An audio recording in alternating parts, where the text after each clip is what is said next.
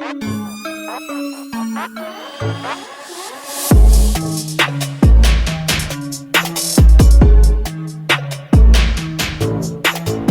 everyone, welcome to Canucks. My name is Rev Trev, and I'm glad you're here because today we've got some good news about Petterssons' contract negotiations.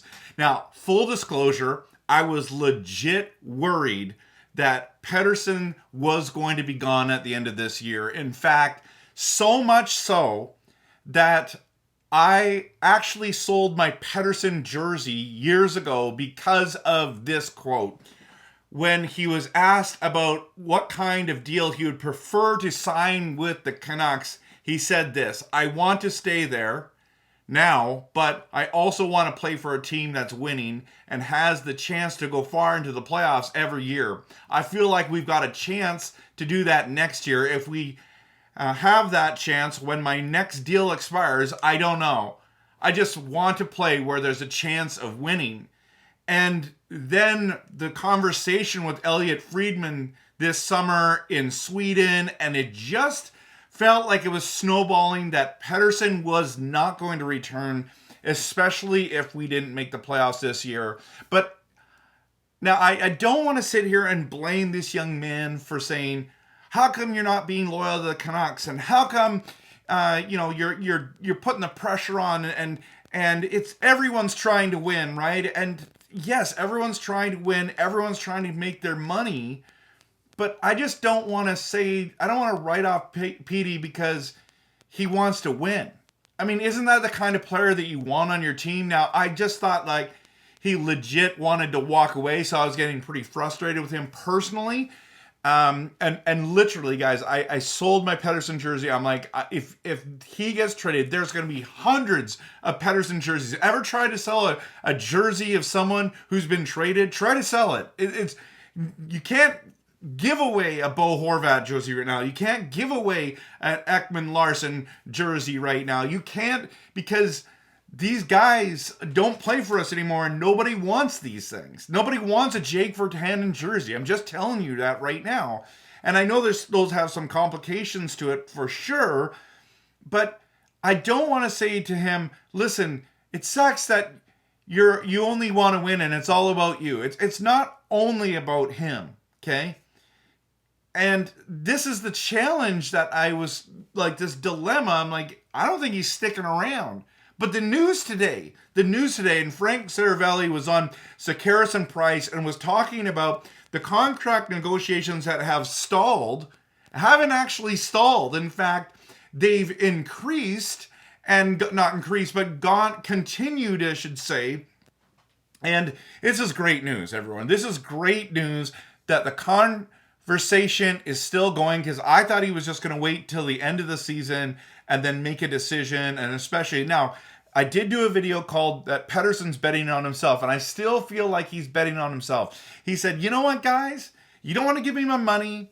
I'm going to prove to you that I'm going to have another great season. And him and JT Miller and Hughes are all tied for first place in scoring in the NHL. And they're on pace to score 5 million points this year, right? Like they're all playing lights out hockey, and he has been injured and still producing 3 points in a night, and just like that goal against Calgary where the one-timer goes in, and the pass by JT Miller to him was just dynamic. Like, these guys are clicking together, and it's like, so Pettersson, why would you want to leave? And I think that's what's been saying here in this contract negotiations, is that he actually doesn't want to leave, but he wants to make his money, and he likes the direction the Canucks are going in. I mean, like, what a better start could we have? So if you haven't hit that like and subscribe button, please, right now is a perfect time to do that. I also love responding to comments, so do the Rev Trev hat trick. Watch, like, and comment. I would love comment and subscribe. That would be the Rev Trev hat trick. I got that wrong. So here's the thing. How much, right? That's all fans want to know. And people are like, open up the checkbook, write a blank check. I don't give him a blank check. Who cares? Sign him for whatever he wants. Now, we cannot, as an organization, do that. And what I've been pushing back on is that there's this Austin Matthews money, and I'm like, I don't think he deserves that. Like he didn't even crack 70 points in 2 seasons. And then he had 102 last year, which was amazing. Don't get me wrong, okay? But it was on a bad team. 102. Like, can he do that again? I don't want to give away Austin Matthews money until I see Austin Matthews production, and we're seeing it this season. And maybe that's one of the reasons why he's now trying to push to, maybe he's not. I don't even know who's initiating this conversation. It doesn't matter. All that matters is they're in a negotiation. And guys like my friends on Locked On Canucks who are like, they want to give him $100 million, which would be 12.5 times 8 years is going to be the going rate. Like, just sign him to $100 million, right? But I feel like there's going to be a shift and a change because Pettersson is so confident in himself. He's betting on himself that I have this feeling that he's actually going to sign for less term. He's going to sign for less years, okay? And it could be a 3-year deal. It could be a 4-year deal. And then it's signed, right? And if you don't get injured, and you continue to produce, it's actually the best way to go. It's the way you make the most amount of money. It's the way that you are part of the, ahead of the curve. Because, right now, if he gets, like, let's just say that he wants 8 years and does 11 million, he's locked in for that, right? Like, that's a big difference. But if it's 12, and I mean, to lock in, and it just guarantees that no matter what happens in your life and in your career, you're going to make that money, and it's guaranteed. But Pettersson's like, but I could make more. And this is the thing that Frank Seravalli said, is that one of the contract people said, is like, what's the difference if he says, okay, let's just say we'll do 12 and a half, or let's say 12 times 4, okay? 12 times 4 years, right? So that's 48 million. And then another one, he does another 4 years and does again like another 12. Like how much more money is he going to make? Because maybe next time he can sign for 14 million because the cap's gone up and all that kind of stuff. And he said all it is once you're talking about like 100 million or 110 million or 120 million is what's the size of your boat going to be, right? Like do you need an extra $20 million? Do you need an extra $10 million? Like what? And that's just it was a great point that one of the GMs had said to him, like, or as an agent had said that to him. Like, and that's the case. Like, that's what we're arguing about here is like, how much money is he going to make? And I mean, lots of it goes off on taxes and all that kind of stuff. As Canuck fans, though, we are concerned about cap, and we don't want our team to get handicapped or sorry, that's probably not the wrong word used. To handcuffed. Sorry, handcuffed is the right word I want to use. Handcuffed at the salary cap. We don't want to get saddled in with an awful salary cap, and we've done that before. And especially with players that haven't produced. And I have no problem paying people that produce, guys. Like, I just want you to know, like, this JT Miller deal, I know a lot of you are angry about it, but I'm loving it. It's cheaper than the Horvat deal.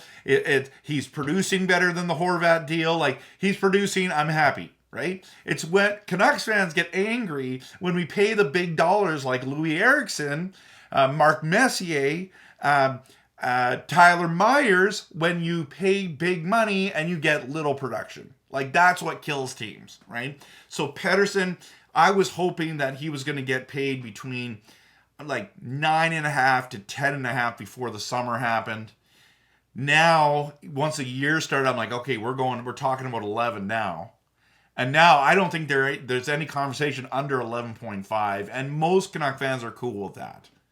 Like, most Canuck fans, if he lands at 12.5 over 4 or 8 years, Canuck fans are going to be thrilled about that. I do think there's going to be fallouts. You cannot sign certain guys at certain deals. We still got to sign Hronek back. And say we made a trade for someone and didn't really move out a lot of money enough, like we still have to sign, maybe there's a UFA there, or you have to think going forward. I mean, other contracts are going to be expiring, and so you just can't like give a blank check. Anyways, this is a long conversation regarding this contract. I'm excited that they're in negotiations. I hope they sign it soon. I'm okay if it's a 4-year or an 8-year. I would prefer, to be honest, I'd prefer it to be a little shorter because the market changes, and I don't have a problem with that. I think it's going to be short. I'm going to say it's going to be a 4-year deal. I think it's going to be at least $12 million. So I'll say 12 by 4. That's what it's going to be. But what do you think? Because that's really what matters. I shared my opinion. Now I want to hear what you think. What's Pettersson actually going to sign for? There's all this speculation. There's no real, you can say whatever you want. Just post it in the comments, and I'll respond. I'll be truthful. I'll be honest. I'll be realistic. So thanks so much for watching. I appreciate you guys. I just so appreciate you coming back for passionate, realistic, and honest Canucks content. Thanks so much for watching. And of course, always, go Canucks.